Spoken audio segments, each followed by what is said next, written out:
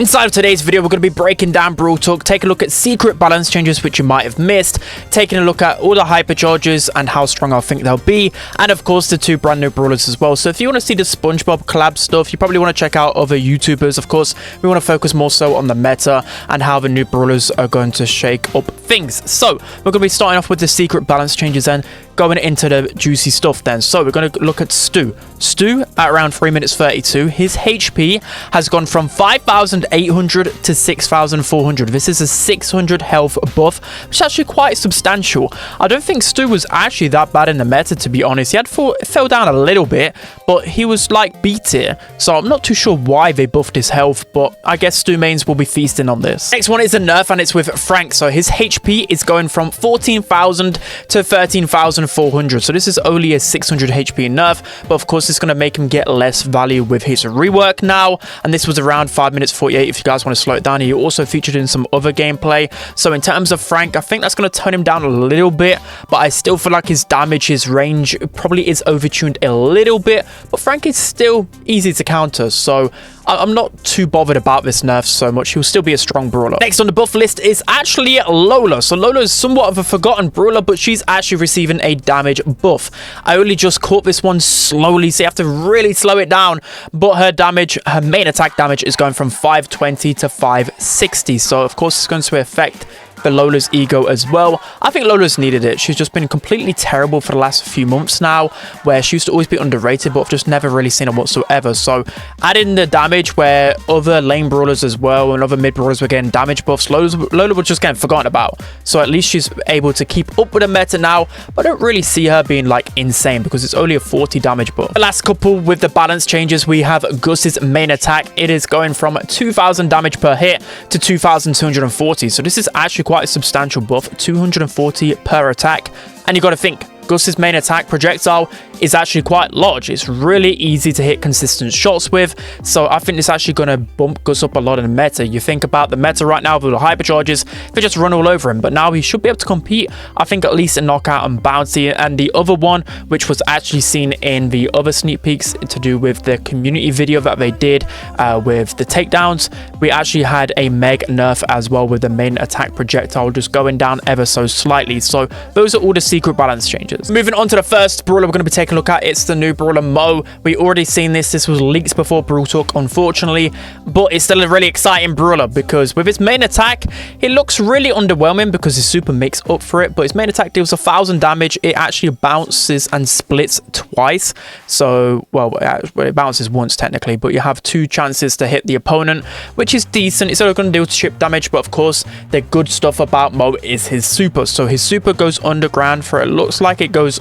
under walls as well, which is insane, and it deals a hefty amount of damage. It deals 3,280 damage, and if you even hit anyone on the way, it's 1,640, and then your drill attack deals 680 damage as well. So a lot of stats to take a look at, but I think after reading into all of it, I think it'll be very strong. You've got to think, for his super, you literally can't hit him for a long duration. He can go through walls. Imagine how aggressive he can be on the map, especially to a gem carrier. Imagine you're trying to take the lead back, and imagine if you can use this super underwater as well, like, if you get what I mean, like normally with a jump you can go over it. I wonder if you can use the super and technically go under the water. That'd be hilarious, and I think he'll just be really versatile. 6,400 health as well in his normal form. I think Mo would be really underrated. Again, people will look at his main attack and think it's very underwhelming, but when has a brawler that has just been released been underwhelming? It's been a very long time. I think Mo would be very good, and I'm excited to get my hands on him because he looks very different. Now moving on to the legendary brawler, which everybody's going to be really excited for. It is Kenji. So Kenji is kind of like Mortis and BB combined, but he's insanely fun. I think people are just going to go crazy about him, and he might be one of the most popular brawlers in the game after the update for sure. It looks so fun. So the way Kenji works, his main attack alternates between a slash and a dash.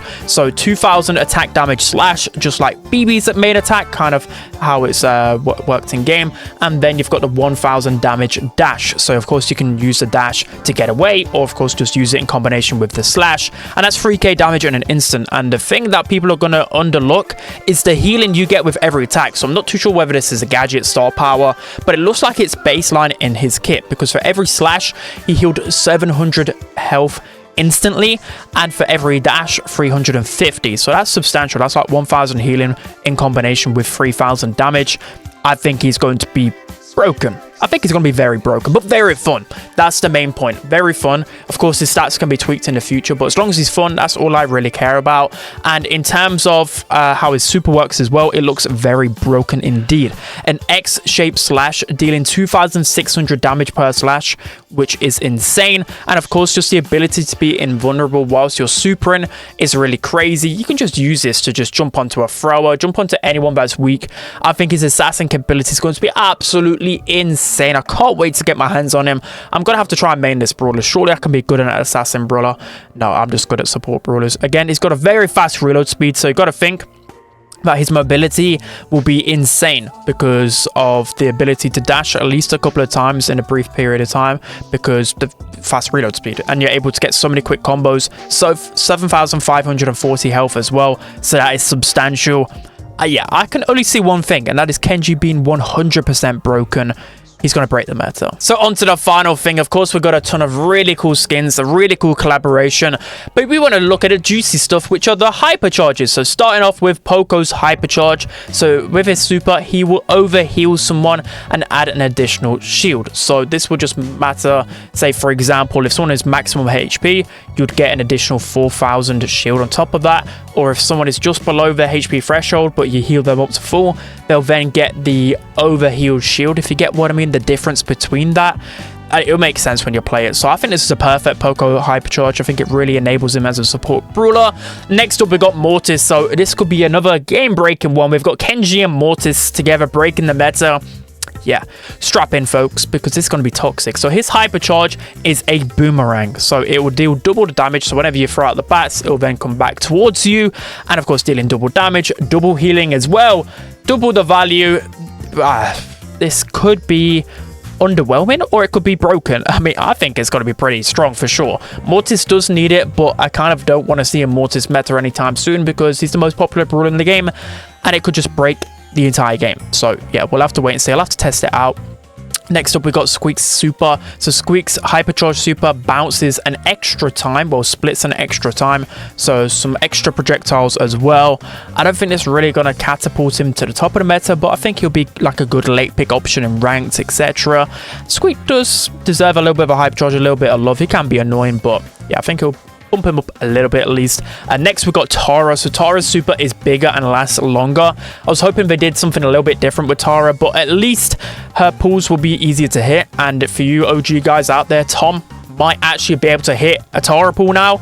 I mean, we'll have to call him up and see whether he can hit one, but I think he'll make Tara a bit better. It depends how fast her hypercharge will charge, but because of how long it takes to get a super with Tara, and especially in this meta, I don't know, I don't really foresee her being that good. But then again, this could be broken, like the ability to literally pull everyone, and Tara's pull is pretty easy to hit, so it could be pretty strong. Next, we've got Nani. So Nani's super head gets bigger the longer it goes on, so of course it's easy to hit towards the end of it, and it goes faster. It's good going faster, so it's easier to hit opponents because they can't dodge it, and of course it's much bigger in size and projectile. So this one is going to be pretty good in my opinion. Pretty good, because you're going to be able to get a lot of hits, and especially if the hypercharge damage boost applies to the super as well, which I think it should, right? Like, am I just overthinking things?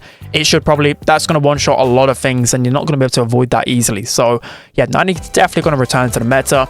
And finally, Serge's hypercharge. This is an interesting one. So it seems really good, but I find it might be hard to get complete value out of Serge's hypercharge. That's why they've added some additional stats to it. So Serge hits maximum level as soon as he uses his hypercharge super, and then he unlocks a level 5. And as you see, the main attack projectile is much longer, and it splits at the end of it. It splits no matter what. So he's got his old to max star power, which, if you guys rewind, Serge was probably one of the most broken brawlers in Brawl Stars history, and they've just added that back. Of course, you've only got 5 seconds to do it. That's why I don't think he'll be as broken, and of course you've got to time it right, because you've got to make sure you have 3 pieces of ammo. I think this will be very fun. I think, as I'm not really a Serge main, but he's one of my favorite brawlers. I think we're gonna have a lot of fun with this, especially because it's a reminiscence of the past. But I don't know, I don't think it'll be like broken. I think the additional stat boost will be really good for Serge, and he's already a strong brawler. he's probably going to be near the S tier, let's be honest. But yeah, that's going to be it for today's video, guys. I hope you enjoyed this breakdown. If you want to see a complete live reaction to the Brawl Talk, check out my second channel. Don't forget to like, comment, and subscribe, and I'll see you guys next time.